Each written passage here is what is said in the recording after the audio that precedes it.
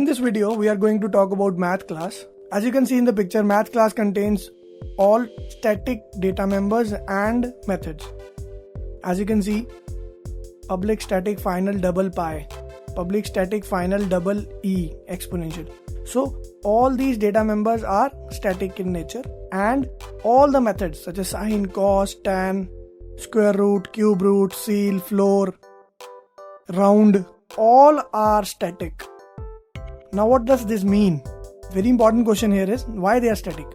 They are static because math class constructor is private. You cannot create an object for math class. Means you cannot instantiate math class. So that is why all the data members and methods that are to be accessed, they can be accessed with the class name. So this is the important use of static keyword. That is why we are discussing math class today. So I have created a small program just to explain to you the use and access of the data and the methods of the math class. So let's see the example.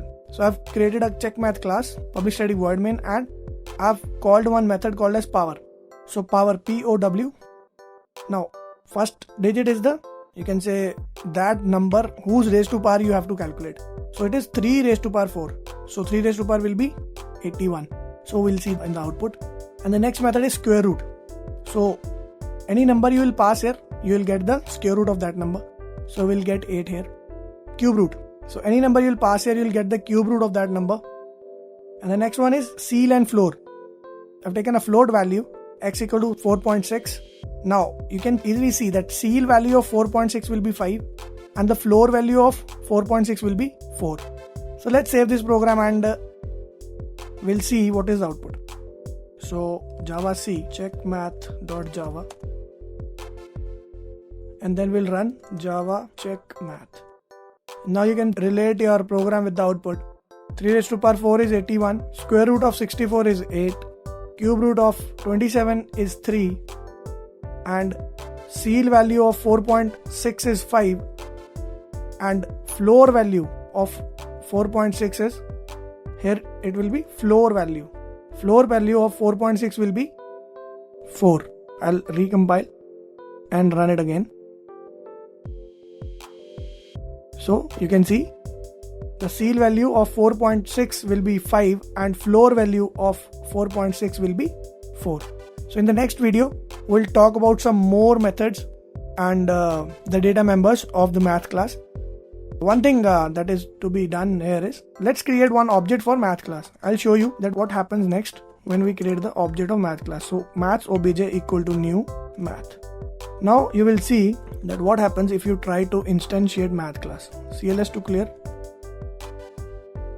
So I'll compile. So you can see error is here at line number 21. Math constructor has private access in maths. So very important. Math constructor is private, that's why you cannot instantiate, you cannot create an object for math class. That is why all the data members are static in nature and you need to put the class name with the methods to call the particular method, like power, square root, cube root, seal, floor. I hope you have understood. We'll come with the next video with some more methods. Thank you so much. So guys, this is the second video. So I've created 5 more methods here. The first one is round method.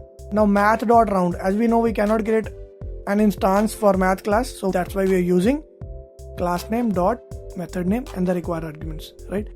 So math.round 3.4. Now 3.4 is by default a double value. So 3.4 will be rounded to 3. If it would have been more than 3.5, the answer would be 4. So we'll see that what is the result of this round method. The next is absolute, math.abs.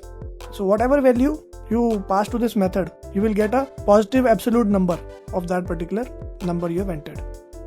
Next method is max. So for max method, you need to put 2 arguments and it will return you the maximum number out of those 2. And same is with the min. Min will return the minimum value out of those 2 arguments. And the last one is math.random. Now this is an important method. Whenever you need a number which must occur very randomly, so you can use this method. This will return a double value which will be in decimal. and you can modify that value according to your own need. So we'll see the output and then you can realize how you can manipulate that number. So let's run this program. So I'll save this first and I'll go to CMD, compile this one, java c check math 2.java, and then I'll run this java check math. So I'm doing this program on CMD. You can use any IDE. You can use NetBeans, you can use Eclipse, you can use BlueJ, you can use any online editor also. But this is the most you can say efficient, and here the coders can learn language because Notepad is very plain and there is no code assist in here. So you have to learn the code, and the errors are right in front of you on the CMD, and then you can fix those very easily. Okay, let's see the output. Java check math 2. So 3.4 will be rounded to 3. So as I've told you, if it would have been more than 3.5, the answer would have been 4. So we'll see that.